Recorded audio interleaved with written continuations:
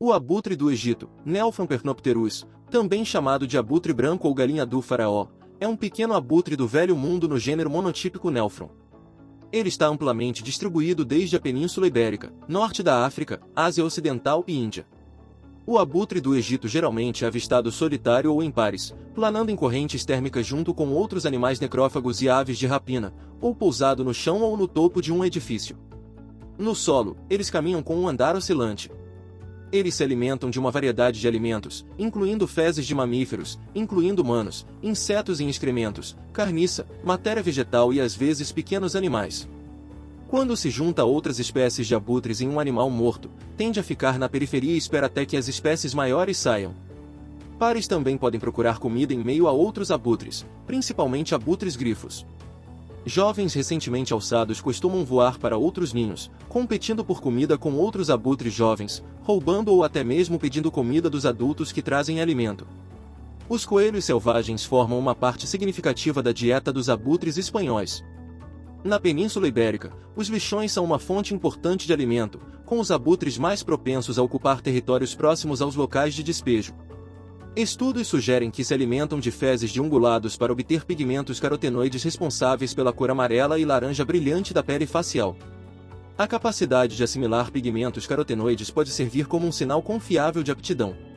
Os abutres do Egito são na sua maioria silenciosos, mas emitem notas agudas de miado ou sibilação no ninho e ruídos estridentes quando brigam em uma carcaça. Pássaros jovens foram ouvidos fazendo um crocitar sibilante em voo. Eles também sibilam ou rosnam quando ameaçados ou irritados. Os abutres do Egito dormem em comunidade em grandes árvores, edifícios ou penhascos. Os locais de descanso são geralmente escolhidos perto de um local de despejo ou outra área adequada para forrageamento. Na Espanha e no Marrocos, os locais de repouso de verão são formados principalmente por aves imaturas. As árvores de repouso favoritas tendem a ser grandes pinheiros mortos. O número de adultos no repouso aumenta em direção a junho. Acredita-se que os adultos em reprodução possam forragear mais eficientemente se juntando ao repouso e seguindo outros para as melhores áreas de alimentação. As aves em reprodução que falharam em criar jovens também podem se juntar às aves não reprodutoras no repouso durante junho. A preenem entre indivíduos emparelhados e indivíduos do mesmo sexo, especialmente fêmeas, foi observada em abutres do Egito canários. A temporada de reprodução é na primavera. No início da temporada de reprodução, pares cortejam voando alto juntos e um ou ambos podem fazer mergulhos íngremes em espiral. As aves são monogâmicas e os laços de acasalamento podem ser mantidos por mais de uma temporada de reprodução e os mesmos locais de ninho podem ser reutilizados a cada ano.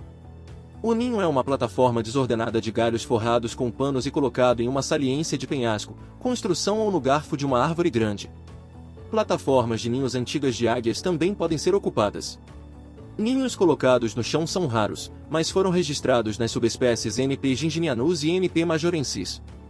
Cópula extra-pair com aves vizinhas foi registrada e pode ser uma razão para os machos adultos permanecerem perto da fêmea antes e durante o período de postura dos ovos. Às vezes, as fêmeas podem se associar a dois machos e todos ajudam a criar a ninhada. A ninhada típica consiste em 2 ovos que são incubados alternadamente por ambos os pais. Os ovos são vermelhos com a extremidade larga coberta mais densamente com manchas de vermelho, marrom e preto. Os pais começam a incubação logo após a postura do primeiro ovo, levando à eclosão assíncrona. O primeiro ovo eclode após cerca de 42 dias. O segundo filhote pode eclodir 3 a 5 dias depois e um atraso maior aumenta a probabilidade de que ele morra de fome. Em penhascos onde os ninhos estão localizados próximos uns dos outros, os filhotes já foram vistos escalando para ninhos vizinhos para obter comida. Na população espanhola, os jovens deixam o ninho após 90 a 110 dias. Os pássaros alçados continuam dependentes de seus pais por pelo menos um mês.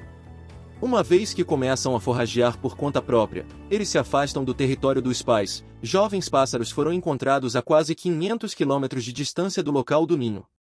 A população nominal, especialmente na África, é conhecida por seu uso de pedras como ferramentas. Quando um ovo grande, como o de avestruz ou a betarda, é localizado, o pássaro se aproxima com uma pedra grande segurada no bico e joga a pedra balançando o pescoço sobre o ovo. A operação é repetida até que o ovo se quebre dos golpes. Preferem usar pedras arredondadas a rochas pontiagudas.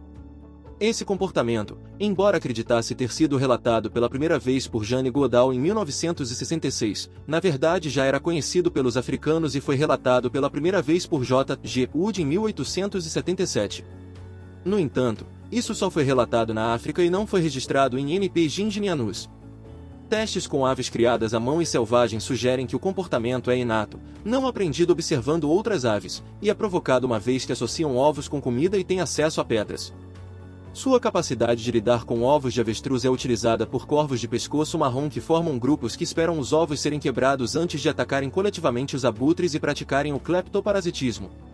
Outro caso de uso de ferramentas descrito da Bulgária envolve o uso de um galho como ferramenta para enrolar e reunir fios de lã para usar como forro no ninho. Adultos saudáveis não têm muitos predadores, mas as atividades humanas representam muitas ameaças. Colisões com linhas de energia, caça, envenenamento intencional, acumulação de chumbo pela ingestão de tiros em carcaças e acumulação de pesticidas afetam as populações. Jovens no ninho às vezes são capturados por águias reais, corujas e raposas. Somente raramente os adultos tentam afastar os predadores.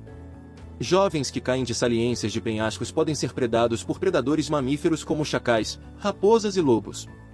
Como todas as aves, servem de hospedeiras para piolhos de aves ectoparasitas, incluindo as de Quercus perspicus, bem como organismos que vivem dentro delas, como micoplasmas.